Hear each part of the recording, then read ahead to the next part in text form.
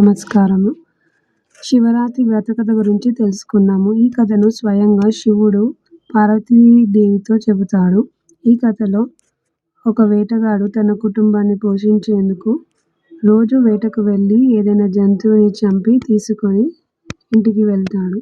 అయితే ఆ రోజు మాత్రం అతనికి ఒక్క జంతువు కూడా దొరకదు.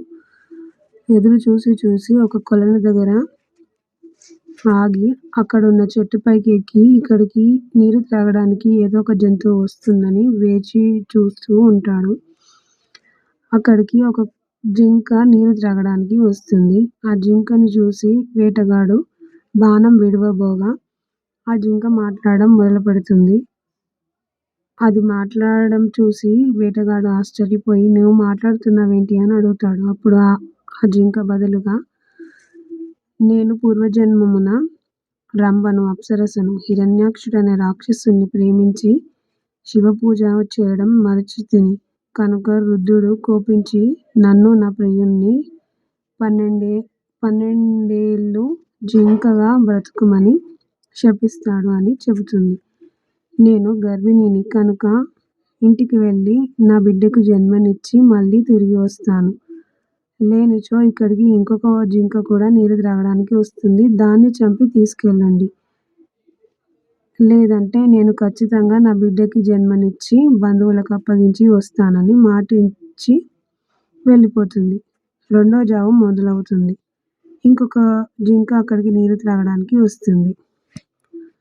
ఆ జింకను చంపడానికి వేటగాడు ఎదురు చూస్తూ ఉన్నాడు. అప్పుడు ఆ జింక కూడా మాట్లాడుతూ నేను మీ కుటుంబానికి సరిపోను. ఇక్కడికి ఇంకొక మగ జింక వస్తుంది. దాన్ని చంపి తీసుకెళ్ళండి.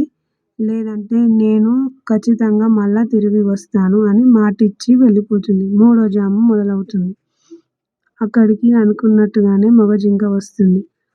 ఆ మగ జింకపై బాణం వదలడానికి వేటగాడు విల్లు ఎక్కుపెడతాడు.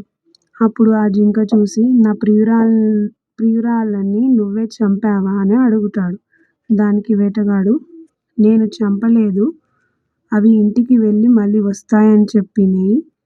లేదంటే నిన్ను చంపి తీసుకెళ్ళమని చెప్పాయని చెప్తాడు. దానికి ఆ మగ జింక నేను ఇంటికి వెళ్ళి నా భార్య బంధుమిత్రులతో గడిపి బంధుమిత్రులను ఒప్పించి నేను మళ్ళీ మీ ఇంటికి తిరిగి వస్తాను అని వేటగాడితో ఒప్పందం చేసుకొని వెళ్ళిపోతాడు. సూర్యోదయం కావడానికి మొదలవుతుంది. వేటగాడు జింకల కోసం ఎదురు చూస్తూ ఉంటాడు. ఆశ్చర్యంగా జింకలు సూర్యోదయానికల్లా వస్తాయి. వచ్చి నన్ను చంపంటే నన్ను చంపని వేటగాడిని బతిమిలాడుతూ ఉంటాయి. వేటగాడు ఆశ్చర్యపోతాడు. వేటగానికి జ్ఞానోదయం జరుగుతుంది. నేను ఇక ఈ జీవహింస చేయలేను. నేను ఒక జీవాన్ని చంపి నేను ఆ మాంసాన్ని నేను ఇంటికి తీసుకెళ్ళను. ఇప్పటి నుంచి నా ధనుర్బాణాలను వదిలిపెడుతున్నానని వదిలిపెట్టేస్తాడు. అప్పుడు స్వర్గం నుంచి ఒక దేవతల విమానం వస్తుంది. ఆ విమానం నుంచి దేవతలు దిగి వేటగాన్ని చూసి నువ్వు తెలిసి కానీ తెలియకనో శివరాత్రి పూజను చేశావు. నువ్వెక్కింది బిల్వవృక్షము. నువ్వు తుంచివేసింది బిల్వపత్రములు. అక్కడ మరుగున కింద శివలింగం ఒకటి ఉంది. నువ్వు తెలియకనో తెలిసో సూర్యోదయానికి వరకు నువ్వు ఉపవాసం ఉన్నావు. కనుక నీకు శివరాత్రి పూజ ఫలితం దక్కింది. కనుక నువ్వు స్వర్గం వెళ్ళడానికి సిద్ధమవ్వు అని చెప్తారు. దానికి వేటగాడు ఆశ్చర్యపోతాడు.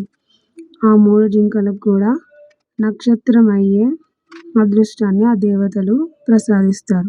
ఆ 3 నక్షత్రాలే మృగశిర నక్షత్రం అని శివుడు పార్వతీదేవితో ఈ కథలో చెప్తాడు.